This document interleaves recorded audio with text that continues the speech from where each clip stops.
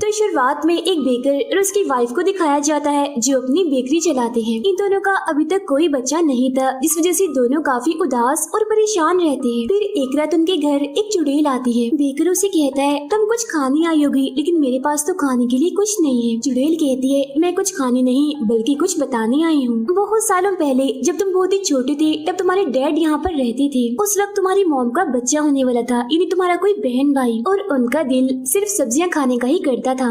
और फिर एक रात तुम्हारे डैड मेरे बाग से सब्जियां चुराने आए। अगर मैं चाहती तो अपने जादू से उन्हें मूर्ति की कोई भी चीज बना सकती थी, मगर मैंने ऐसा नहीं किया। मैंने सिर्फ तुम्हारे डैड को इतना कहा कि जब भी तुम्हारा कोई बच्चा होगा उसे मैं ले लूंगी। ये सुनकर तुम्हारे डैड वहाँ से भागने लगे, मगर जाते जाते वो मेरे बाग से जादुई बीज ले गए जो मेरी मॉम ने मुझे दिए थे, और कहा था कि इन बीजों का ख्याल रखना, अगर ये गुम हुए तो तुम्हें सजा मिलेगी। फिर जैसे ही तुम्हारे डैड बीजों को लेकर दीवार पर चढ़े, आसमान में बिजली चमकने लगी और मुझे मेरी माँ के कहने के मुताबिक सजा मिली, यानी बहुत ही भयानक रूप, जिस वजह से आज मैं चुड़ैल बन चुकी हूँ और ऐसे दिखती हूँ। अब इस बात से मुझे बहुत गुस्सा आया। मैं तुम्हारे डैड से बदला लेना चाहती थी, इसीलिए जब तुम्हारी बहन पैदा हुई तो मैंने उसे चुरा लिया और साथ ही उन्हें एक बददुआ भी दी कि कभी भी तुम्हारे घर कोई बच्चा पैदा ना हो, ताकि तुम्हारी नस्ल ना बढ़ सके। और इसी वजह से आज तुम्हारा भी कोई बच्चा नहीं है। बेकर को आज से पहले ये बात नहीं पता थी। वो चुड़ैल से पूछता है, क्या मेरा कोई भाई है? जिस पर वो कहती है, नहीं, बल्कि तुम्हारी एक बहन है, लेकिन अब वो मेरी है। उसके बारे में मैं तुम्हें कुछ नहीं बता सकती, लेकिन हाँ, अगर तुम चाहते हो कि तुम्हारे खानदान को दी गई ये बद्दुआ खत्म हो जाए, Big day came.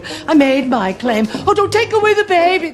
तो तुम्हें 3 दिन के अंदर अंदर मेरे लिए 4 चीजें लानी होंगी, क्योंकि 3 दिन के बाद आसमान में पूरा चांद निकलेगा और ये दिन बहुत खास होता है। 100 साल में एक बार आता है। इन चीजों में पहली चीज एक गाय है जो दूध की तरह सफेद हो, दूसरा एक कपड़ा जो खून जैसा लाल हो, तीसरा एक बाल जो छल्ले के बालों की तरह सुनहरा हो, चौथा एक जूता जो सोने की तरह चमकदार हो। अब तुम जल्दी से जाओ जंगल में ताकि तुम्हें ये सारी चीजें मिल सके। जाने से पहले बेकर की वाइफ अपने हस्बैंड को एक कोट पहनने के लिए देती है, लेकिन वो उस कोट को गिरा देता है, ये कहते हुए कि ये मेरे डैड का कोट है, मैं इसे नहीं पहनूंगा क्योंकि उनकी वजह से ही सब कुछ हुआ है। तब उसकी वाइफ देखती है कि कोट की जेब से वही बीज निकलकर बाहर गिर गए हैं, जिन्हें देख वो समझ जाती है कि वही जादुई बीज हैं जो बेकर के डैड ने चुड़ैल के बाग से चुराए थे। फिर हम एक लड़की सिंड्रेला को देखते हैं जो अपनी सुतेली माँ और बहनों के साथ रहती है। सारा काम सिंड्रेला से ही करवाया जाता है। एक दिन उसकी सुतेली माँ और बहनें राजा के जश्न में जा रही थी। तब सिंड्रेला कहती है, मैं भी आपके साथ जाऊंगी, जिस पर वो उसका मजाक बनाती है कि तुम इस होली में जाओगी वहाँ, अपने कपड़े देखो, अपने जूते देखो,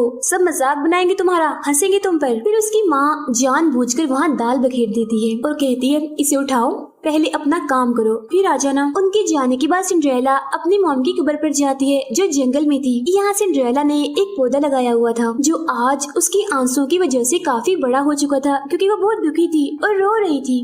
यहाँ वो आंखें बंद करके कहती है, आज मैं कुछ मांगना चाहती हूँ। तभी उसे पेड़ पर अपनी माँ की आत्मा दिखती है जो कहती है, मेरी बेटी, आज तुम जो चाहो मांग सकती हो। और फिर अगले ही पल सिंड्रेला के कपड़े बदलने लगते हैं। उसके जिस्म पर बहुत ही खूबसूरत गोल्डन रंग का लिबास आ जाता है और साथ ही पैरों में बहुत ही प्यारे सुनहरे जूते भी। जंगल में बेकर उन 4 चीजों को ढूंढ रहा होता है। तभी उसे एक बच्ची दिखती है जिसने अपनी फ्रॉक पर एक कवर पहना था जिसका रंग खून की तरह लाल था। तभी यहाँ चुड़ैल आ जाती है। बेकर उसे कहता है, ये सारी चीजें तुम खुद क्यों नहीं हासिल कर लेती? वो कहती है, उन 4 चीजों में से किसी को भी मैं छू नहीं सकती। ये कहते ही वो यहाँ से चली जाती है। बेकर जबरदस्ती उस बच्ची से उसका लाल कवर छीन लेता है, जिससे वो चिल्लाने लगती है। तो मजबूरन उसे उसका वो कवर वापस देना पड़ता है, जिसके बाद वो बच्ची बेकर के पैर पर मारकर वहाँ से चली जाती है। बेकर के पास उसकी वाइफ भी आ जाती है। इन्हें जंगल में एक बच्चा जैक दिखता है जिसके पास एक गाय थी, बिल्कुल वैसी जैसी इन्हें चाहिए थी, इन्हें दूध की तरह सफेद। बेकर उस बच्चे जैक से पूछता है, तुम कहाँ जा रहे हो? जिस पर वो कहता है, मैं अपनी गाय को बेचने शहर जा रहा था, लेकिन मैं अपना रास्ता भूल गया हूँ। बेकर उससे पूछता है, तुम कितने में बेचोगे अपनी ये गाय? वो कहता है, सोने के 5 सिक्कों की। मगर दोनों हस्बैंड वाइफ के पास तो सोने का एक भी सिक्का नहीं होता। बेकर की वाइफ उसे कहती है, हमारे पास 5 सिक्के तो नहीं, मगर 5 जादुई बीज है, उनके बदले हमें ये गाय दे दो। इसके लिए जैक मान जाता है क्योंकि वो अपनी गाय से बहुत प्यार करता है। इसीलिए वो कहता है कि एक दिन मैं अपनी गाय तुमसे वापस लेने जरूर आऊंगा। ये कहते ही वो वहाँ से चला जाता है। अब दोनों हस्बैंड वाइफ के पास एक चीज आ चुकी थी। फिर ये उस तरफ जाने लगते हैं जहाँ लाल कवर वाली वो बच्ची गई थी। बच्ची अपनी दादी के घर गई होती है, जहाँ एक भेड़िया उसकी दादी का भेष बदल कर लेटा हुआ था और वो उसकी दादी को निगल चुका था। बच्ची हैरान होते हुए पूछती है, दादी आपके कान इतने बड़े क्यों लग रहे हैं? तभी इनके घर के बाहर खड़ा बेकर बच्ची की चीख की आवाज सुनता है और फौरन घर के अंदर आ जाता है। वो देखता है कि वो भेड़िया दादी के साथ साथ बच्ची को भी खा गया है और अभी सो रहा है। तब बेकर उस भेड़िया का पेट फाड़ कर उसकी दादी और बच्ची को बाहर निकाल देता है, जिससे उनकी जान बच जाती है। ये देखकर वो बच्ची अब खुशी खुशी वो लाल रंग का कवर बेकर को दे देती है और अब बेकर के पास दो चीजें हो गई थी। सिंड्रेला को हम देखते हैं जो अपना खूबसूरत सा लिबास पहनकर राजा की पार्टी में महल गई थी। वो यहाँ से जाने के लिए भाग रही थी। उसने दरअसल पार्टी में प्रिंस यानी शहजादे के साथ डांस किया था, जो उससे पहले ही नजर में पसंद करने लगा था। वो भी सिंड्रेला का पीछा कर रहा था और उसी से बचकर वो भाग रही थी। वो भागते भागते जंगल में आ गई थी, जहाँ रास्ते में बेकर की वाइफ उसे देख लेती है। तभी सिंड्रेला यहाँ पर छुप जाती है। प्रिंस बेकर की वाइफ से पूछता है कि आपने किसी लड़की को यहाँ से भागते हुए देखा? जिस पर वो मना कर देती है क्योंकि उसे ये खतरनाक लोग लगते हैं, इसीलिए प्रिंस वहाँ से चला जाता है। वहाँ सिंड्रेला और बेकर की वाइफ आपस में बातें करने लगती है। तभी बेकर की वाइफ देखती है कि इसने जो जूते पहने हुए हैं वो सुनहरी हैं, इन्हें बिल्कुल वैसे जैसे इन्हें चाहिए। अब इससे पहले वो सिंड्रेला से उसके जूते मांगती, उसकी गाय यहाँ से भाग जाती है, इसीलिए उसे अपनी गाय के पीछे जाना पड़ता है। इतनी ही देर में सिंड्रेला भी वहाँ से भाग जाती है, इसलिए ना उसे अपनी गाय मिलती है और ना ही सुनहरी जूता। अगली सुबह हम जंगल में प्रिंस और उसके भाई को देखते हैं। उसका भाई प्रिंस को बताता है कि यहाँ जंगल में एक काफी ऊंची बिल्डिंग है, जिसके अंदर जाने का कोई रास्ता नहीं है। बिल्डिंग के सबसे ऊपर एक लड़की रहती है जिसका नाम रेपंजल है। वो बहुत ही प्यारी है, उसके बाल बहुत ही लंबे और सुनहरे हैं, बिल्कुल छल्ली के बालों जैसे। मैं उसे बहुत पसंद करता हूँ। एक दिन मैंने उससे मिलना चाहा। मैंने कहा, रेपंजल अपने बाल नीचे फेंको, और जब उसने बाल नीचे फेंके मैं उनके जरिए ऊपर चला गया। बेकर की वाइफ सुन लेती है और क्योंकि उसे भी सुनहरी बाल चाहिए थे, इसलिए वो भी उस बिल्डिंग के पास जाकर कहती है, रेपंजल अपने बाल नीचे फेंको। Rapunzel, Rapunzel, let down your hair to me.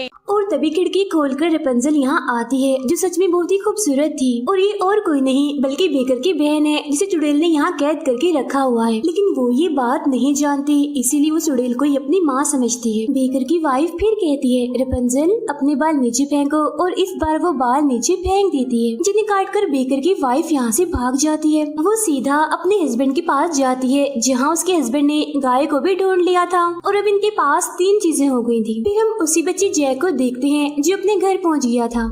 और जब उसकी मॉम को ये पता चलता है कि वो अपनी गाय सिर्फ 5 बीजों के बदले बेच आया, तो वो उस पर काफी गुस्सा करती हैं कि तुम बेवकूफ हो, 5 बेकार सी बीजों के लिए तुमने अपनी गाय बेच दी। ये कहने के बाद वो उन बीजों को यहीं पर फेंक देती है। फिर अगली सुबह जैक देखता है कि उसके घर के बाहर एक बहुत ही बड़ा पेड़ है जो आसमान की बुलंदियों को छू रहा है और अब वो उस पर चढ़ना शुरू करता है। फिर रात को वो सोने का एक बहुत बड़ा अंडा लेकर बेकर और उसकी वाइफ के पास आता है और कहता है, अब मुझे मेरी गाय वापस चाहिए। बेकर की वाइफ अंडे को देखकर काफी हैरान हो जाती है। वो कहती है, मैंने आज से पहले इतना बड़ा अंडा नहीं देखा, वो भी सोने का। ये तुम्हें कहाँ से मिला? जैक बताता है, जो जादुई बीज तुमने मुझे दिए थे उसकी वजह से एक बहुत बड़ा पेड़ बन गया जो दूसरी दुनिया तक जाता था, और वहाँ इंसान नहीं बल्कि दूसरी मखलूक रहती है जिन्हें जायंट्स कहा जाता है, और उनका साइज बहुत ही बड़ा होता है, इतना बड़ा कि हम इंसान उनके आगे कीड़े मकोड़े जैसे छोटे लगे। ये अंडा मैं वहाँ से लाया हूँ। बेकर उसे उसकी गाय लौटाने से मना कर देता है, और जब ये लोग बहस कर रहे थे तब अचानक वो गाय गिर जाती है और फौरन ही उसकी मौत हो जाती है।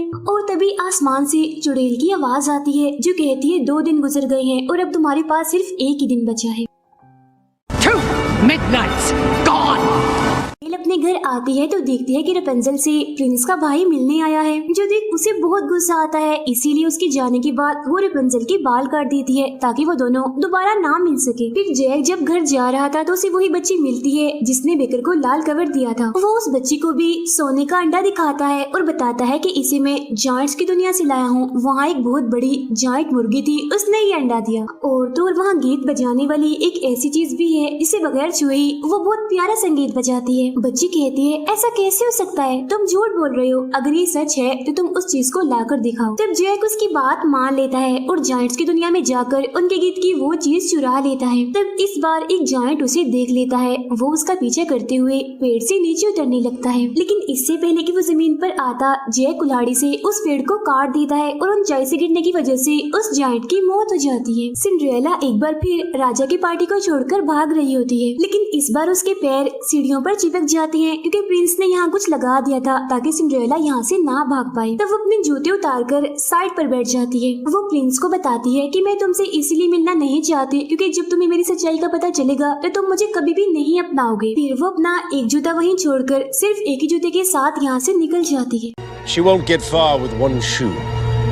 जब वो जंगल में पहुंचती है तो यहाँ पर बेकर की वाइफ आज भी थी क्योंकि वो सिंड्रेला का ही इंतजार कर रही थी। वो उसे कहती है मुझे तुम्हारा जूता चाहिए, लेकिन सिंड्रेला उसे देने से मना कर देती है। तब बेकर की वाइफ उसे आखिरी बचा हुआ जादुई बीच देती है जिसे गुस्से में सिंड्रेला वही पहन देती है। अब बेकर की वाइफ उसे कहती है अच्छा ऐसा करो तुम मेरे दोनों जूते ले जाओ ताकि तुम्हें भागने में आसानी हो। तब ये सुन सिंड्रेला मान जाती है और उसे अपना सुनहरी जूता दे देती है। अब बेकर की वाइफ अपने हस्बैंड के पास जाती है। बेकर भी अब दूसरी नई गाय ले आया था। अब क्योंकि चारों चीजें इनके पास आ गई थी इसलिए यहाँ वो चुड़ैल चाहती है। वो इस वाली गाय को देखकर कहती है ये वो गाय नहीं है जो मुझे चाहिए। जिस पर बेकर कहता है जो गाय तुम्हें चाहिए वो मर चुकी है। चुड़ैल कहती है कोई मसला नहीं है, उसे मैं जिंदा कर लूंगी। और तब ये लोग वहाँ जाते हैं जहाँ इन्होंने गाय को दफनाया था। यहाँ वो बच्चा जैक भी था जिसकी ये गाय थी। चुड़ैल अपने जादू से उस गाय को दोबारा से जिंदा कर देती है, जिसके बाद एक एक करके गाय को वो तीनों चीजें खिलाई जाती है, लेकिन गाय दूध नहीं देती, जिसे पीकर इनकी ये बद्दुआ ये मुसीबत खत्म होगी। चुड़ैल कहती है जो चीजें तुम लेकर आए हो उनमें जरूर कोई ना कोई गड़बड़ थी। फिर वो लोग उसे बताने लगते हैं कि हम कौन सी चीज कहाँ से लाए। और जब वो ये सुनती है कि सुनहरे बाल रेपंजल के थे तो वो कहती है उसके बालों को मैंने छुआ था इसीलिए हमारा काम नहीं हुआ। जैक के पास एक छल्ली होती है इसीलिए वो कहता है कि इसमें भी तो सुनहरे बाल होते हैं तो क्यों ना हम गाय को ये खिला दें। और जब ये लोग गाय को छल्ली खिलाते हैं तो वो दूध देने लगती है, जिसे पीने के बाद चुड़ैल की सजा खत्म हो जाती है। वो दोबारा से खूबसूरत जवान बन जाती है, यानी अपनी असली हालत में वापस आ जाती है। उधर हर जगह प्रिंस सिंड्रेला का छोड़ा हुआ जूता सबको पहना पहना कर देख रहा था क्योंकि वो सिंड्रेला को देखकर नहीं पहचान सकता। असल में जब वो पार्टी में गई थी तो अपना थोड़ा सा रूप बदल कर गई थी। सिंड्रेला की सौतेली बहनें भी उस जूते को पहनती हैं मगर वो उन्हें भी पूरा नहीं आता। तब उनकी मोम एक को कहती है मुझे तुम्हारा अंगूठा काटना पड़ेगा और वो उसका अंगूठा काट भी देती है, जिसे जूता उसे पूरा तो आ जाता है मगर दर्द की वजह से वो उसे पहनकर ठीक से नहीं चल पा रही थी। जो देख प्रिंस समझ जाता है कि ये सिंड्रेला नहीं है और फिर तभी यहाँ सिंड्रेला आती है जिसके कपड़े बहुत ही पुराने फटे हुए थे। फिर जब प्रिंस उसे जूता पहनाता है तो वो एकदम उसे पूरा आ जाता है। तब ये देख प्रिंस समझ जाता है कि वो लड़की है जिसकी मुझे तलाश है, इसीलिए वो उसे अपने साथ ले जाता है। तभी बहुत सारे परिंदे जो सिंड्रेला के दोस्त थे वो उसकी मोम और उसकी बहनों की आंखें नोच देते हैं जिससे वो अंधी हो जाती है। कुछ वक्त के बाद दोनों की शादी होती है जिसमें टाउन के सभी लोग आते हैं। यहाँ बेकर और उसकी वाइफ भी आते हैं जिनका अब एक बेटा है। रेपंजल और प्रिंस का भाई भी अब एक साथ है। शादी के दौरान यहाँ अचानक जमीन हिलने लगती है जिससे इनका महल टूटने लगता है।